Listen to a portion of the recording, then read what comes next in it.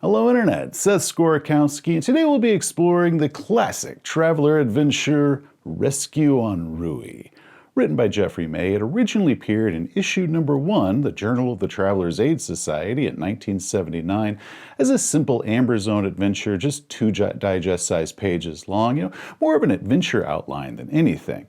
Later, Robert Eaglestone greatly updated and expanded it in 2011's Traveler's Compendium 2, bringing it up to 13 full-size pages for Mongoose First Edition Traveler, and then in 2019 it was updated to Mongoose Second Edition Traveler and re-released in the Journal of the Traveler's Aid Society Volume 3 and shortened back down to 12 digest-sized pages, which is the version that I ran. As the title implies, it takes place in the world of Ruie in the Spinward Marches, just outside the border of the Third Imperium. Now, for those who watched my Secrets of the Ancients campaign diary, you should recognize this map. And yes, the adventure can easily be worked into the Secrets of the Ancients campaign. And for those who haven't seen it, you should totally check out my giant 10-part campaign diary review and war story series because it is hilarious and awesome and by far the most elaborate series I have ever done. However, Game Masters can easily transfer this adventure into a different world entirely to match your campaign, such as when I ran it, I set it in the Ref sector when I did my Islands in the Rift campaign. It would also work really well if you're doing a bounty hunter campaign. In fact, I think it would work fantastic for Traveler bounty hunters. The adventure is short, it just took us 4 or maybe 5 hours to complete it, but mileage may vary once your players get involved, of course.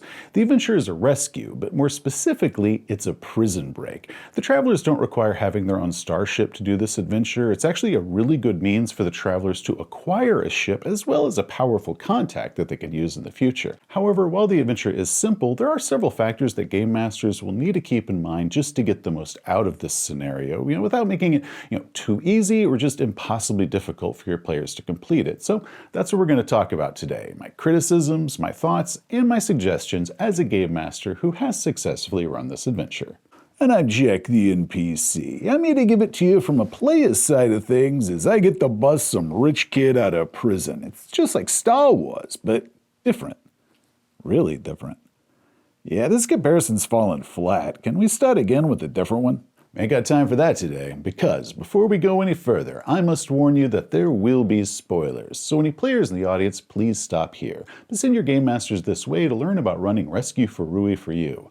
But if you keep going and you spoil yourself, you'll be sentenced to solitary confinement. Okay, Game Masters, let's get to work. Now, as I mentioned, the adventure takes place on the world of Ruie. It's a high-population Tech Level 7 world that's outside of the Empyrean.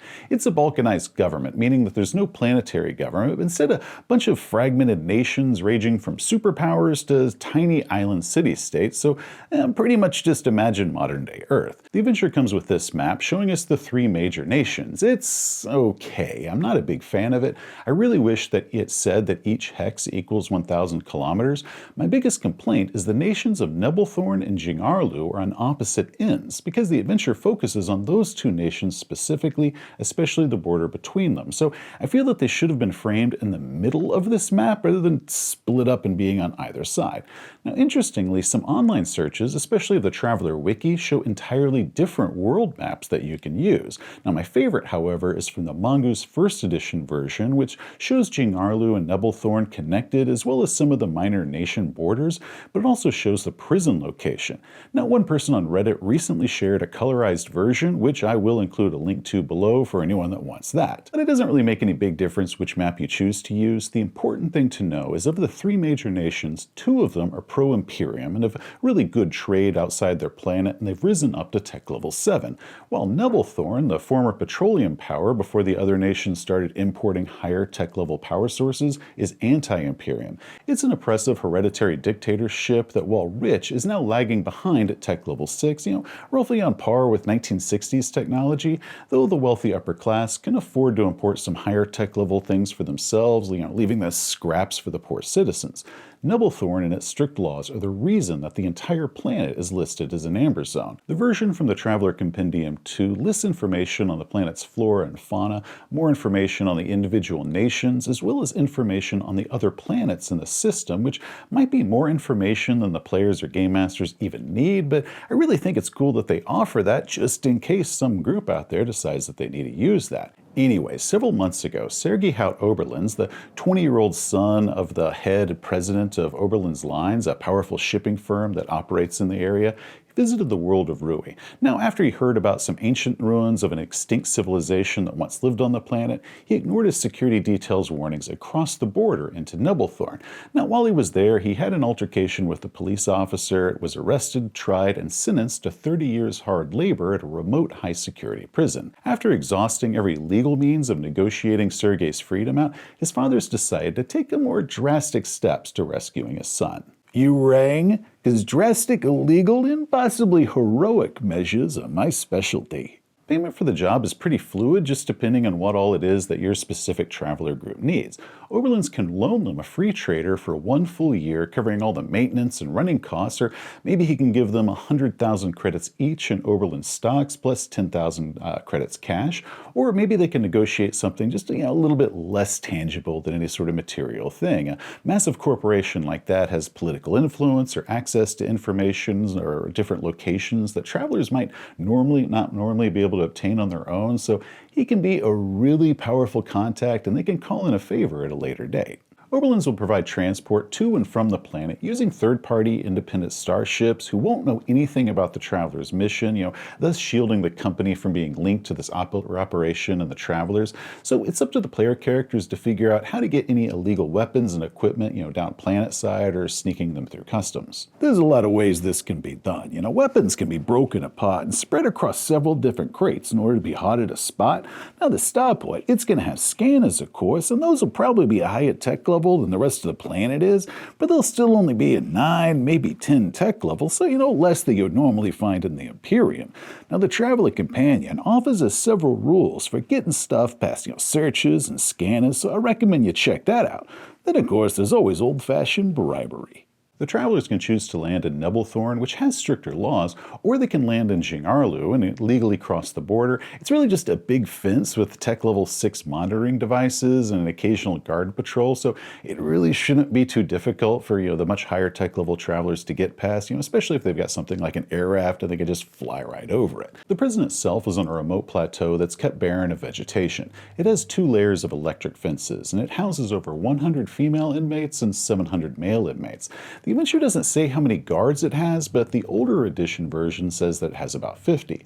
Now, they aren't armed with anything more than just, pistols, rifles, or shotguns, and of course, any sort of security batons that they might have. How the travelers go about doing this job is completely up to them. Maybe they'll storm the gates and lay siege to the place. Maybe they'll get intentionally captured and thrown in prison and then all stage a breakout together. Maybe they'll forge release or transfer papers and just talk their way through the whole thing using social roles, though the prison has both a radio and a land phone line, and the warden is going to call to verify any story that the travelers show up with. But if the player characters are prepared, and they certainly have the technology to do it, there's a few ways to get around that little obstacle. Which for our game is exactly how we did it. It is amazing with some good forgery and deception skills, as well as a hacked radio transmission can get you.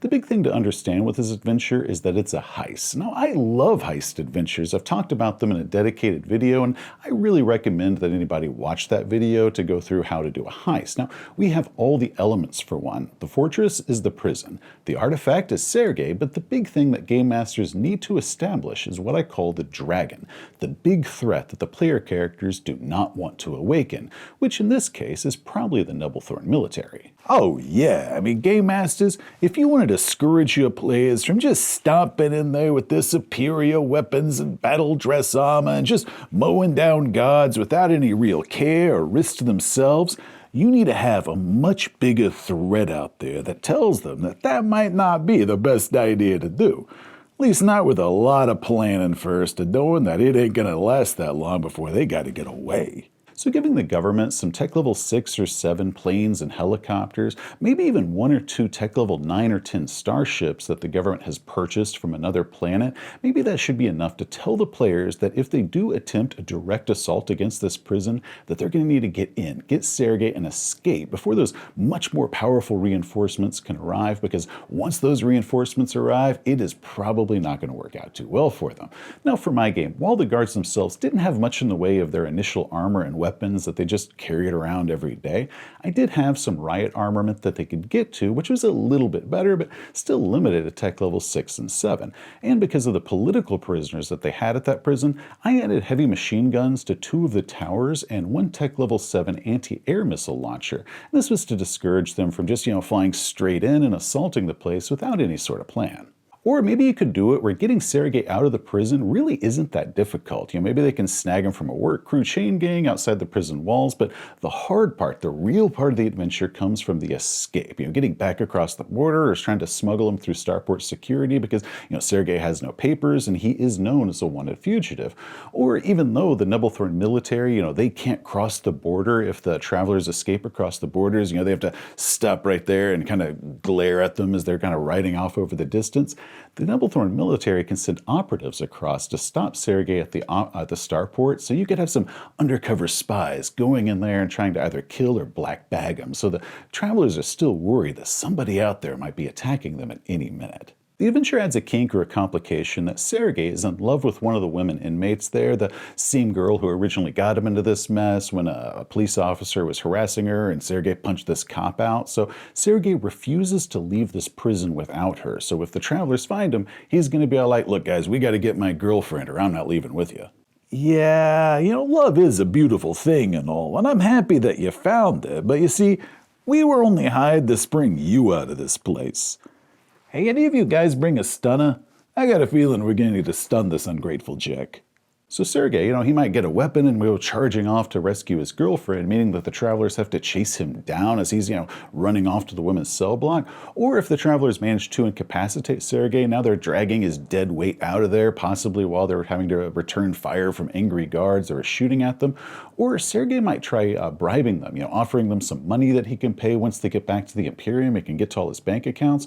Or he can become a very powerful ally that the travelers can use later on because he remembers that they still did spring their girlfriend for him, and he'll pay them back one day if the travelers need any help. Or if they refuse to help him, he can become a very powerful future enemy that might plot something against them at a later date. Another possible complication that you could give them is with the pickup craft. Maybe it's late, or maybe it gets held up in customs due to some, random paperwork issue, or maybe the crew got caught trying to smuggle something illegal through the starport, so they had some sort of contraband on them.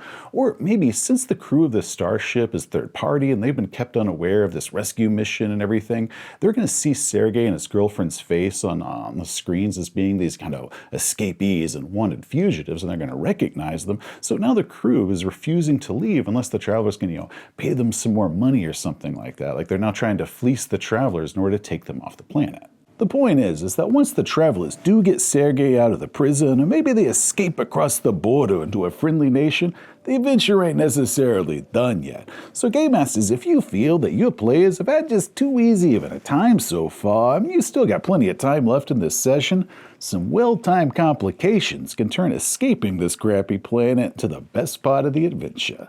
Overall, this is a fun little adventure, more of an adventure framework for a heist adventure.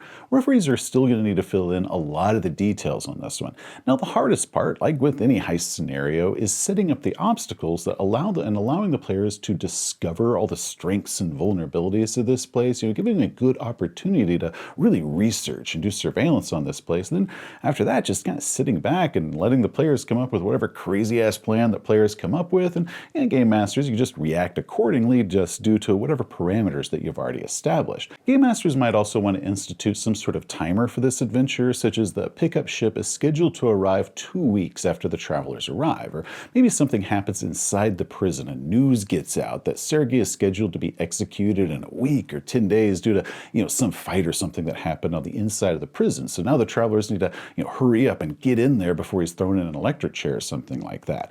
Now, sometimes you just need to put a little bit of fire under your players' seats to encourage them to act and not just burn all the time in the world for some perfect situation, like waiting for him to come outside the prison or something. So you give them that timer, that way that they don't spend their entire time just waiting, but they spend their entire time acting. You can pick up the Journal of the Traveler's Aid Society and Drive-Thru RPG as a PDF, or pick it up in print from the Mongoose website, links below. I'll also stick a link to the slightly longer first edition version from the Traveler's Compendium 2 as well, because it's got a lot of useful information in it. If you're looking for a short heist adventure that requires some player cleverness, but you also don't mind filling in some of the details, I suggest checking it out. Hey, thanks for watching. If you enjoyed the video, blah, blah, blah. We've done this a couple hundred times at this point. You know the drill. Please give us a thumbs up and subscribe to the channel if you haven't, because it makes us feel all warm and gushy inside. Till next time, travelers, you have a great day. You know what I think would be a really fun complication that you could do? So let's say you got your travelers right, and they're trying to plot and scheme, and they're wasting a ton of time trying to come up with a perfect plan in order to get inside that prison and get Sergei out, right? So once they're finally done with all that scheming and they finally get inside the prison, that's when they found out that Sergei, he broke out on his own because they were taking so freaking long. So all of a sudden, alarms are blaring and manhunts are forming, and maybe the travelers, depending on how they got in, they end up joining one of those manhunts and they get issued some big honking huge walkie-talkie, right? And they're trying to find Sergei before the rest of the parties can find him too, and maybe they're misdirecting him and sending him different directions. Now Sergei, meanwhile, he has no idea that the travelers are actually there in order to rescue him, right? So he's hiding from them because he's worried about them sending him back to prison. Maybe at some point he jumps out and shoots at one of them, and the travelers are all like, whoa, whoa, whoa, dude, we're trying to send you back home to daddy. But Sergei, he ain't listening. He's like, you'll never get me alive, coppers, and then jumps off a dam into some sort of raging river, and the travelers are all like, oh my God, you stupid jerk, and they gotta jump in after him. I think that'd be freaking hilarious.